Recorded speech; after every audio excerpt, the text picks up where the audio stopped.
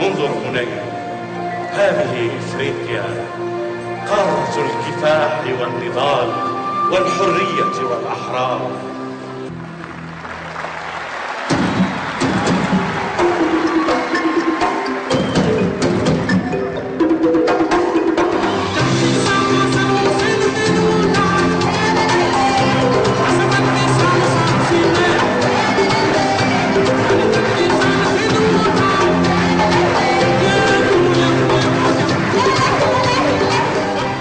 C'est du 5 au 20 juillet 2009 que l'Afrique a fêté son deuxième festival culturel à Alger.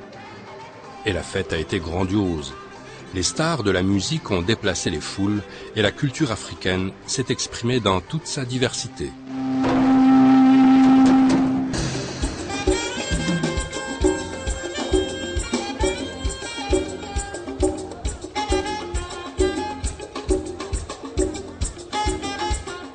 Parmi toutes les manifestations, nous avons choisi de vous montrer un festival dans le festival, celui du cinéma africain. Entre panoramas, rétrospectives, colloques et hommages aux pionniers, le cinéma a joué le premier rôle de ce PANAF 2009. Le PANAF 2009 se devait de donner une image vivante de ce qu'a été son prédécesseur, le premier festival culturel panafricain de 1969.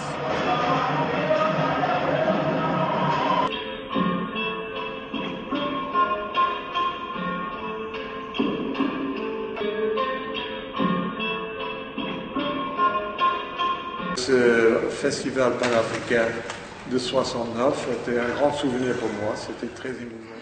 La réalisation de ce film n'a pas été confiée au premier venu.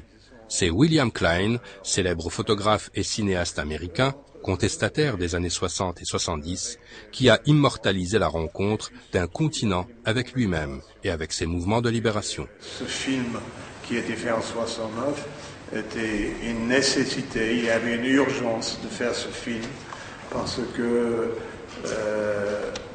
c'était encore le colonialisme pour pas mal de pays.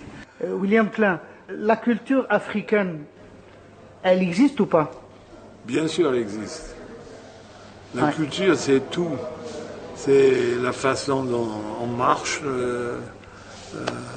qu'on réagit, qu'on se coiffe, qu'on s'habille. C'est ça la culture. Pourquoi est-ce que les Africains se reconnaissent si peu à l'Afrique? Pourquoi est-ce qu'on est tellement prêt à adhérer à ce qui vient d'ailleurs? Pourquoi ne sommes-nous pas fiers de ce que nous sommes? Peut-être parce qu'on ne sait pas, on ne sait plus qui nous sommes. Le festival panafricain est une contribution dans ce sens? Fantastique, formidable. Je pense qu'il devrait avoir lieu tous les ans. Il devrait, si c'était possible. Je pense que quand on regarde un petit peu, quand on analyse, il y a quand même plus de 53 États africains qui sont indépendants. Si chacun pouvait décider que les ministres, les présidents réduisent leur train de vue, leurs grosses voitures, leurs vacances dans les villas en Suisse et machin de 10%, je pense que ça permettrait chaque année de faire que la jeunesse africaine se réunisse dans un pays ou dans un autre pour se rencontrer, discuter, faire des découvertes comme nous avons fait hier. Moi, j'ai toujours cru, je crois de toute façon, de plus en plus avec le temps, que le dialogue nord-sud, c'est de la tarte. Que celui qui tient le pouvoir, c'est celui qui a l'économique.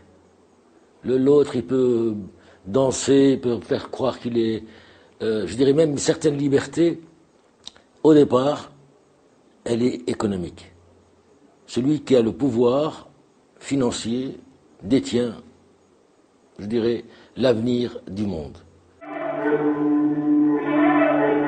Ce film propose de substituer aux relations nord-sud l'entraide et la solidarité entre Africains.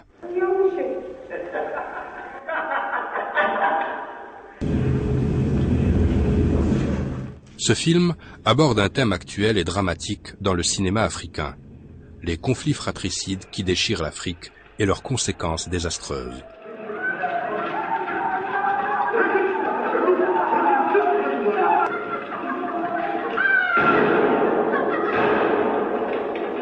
Parlez-nous un peu du comédien africain. L'acteur est l'âme du film.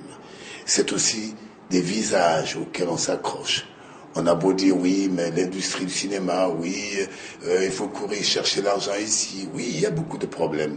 On avait des conseillers qui nous disaient à chaque fois, non, ne faites pas de cinéma comme nous les Occidentaux, ne faites pas des stars. L'Afrique n'a pas besoin de stars, faites du cinéma, de peuple, pour le peuple et avec le peuple. Très bien, mais un peuple a aussi besoin d'avoir un visage.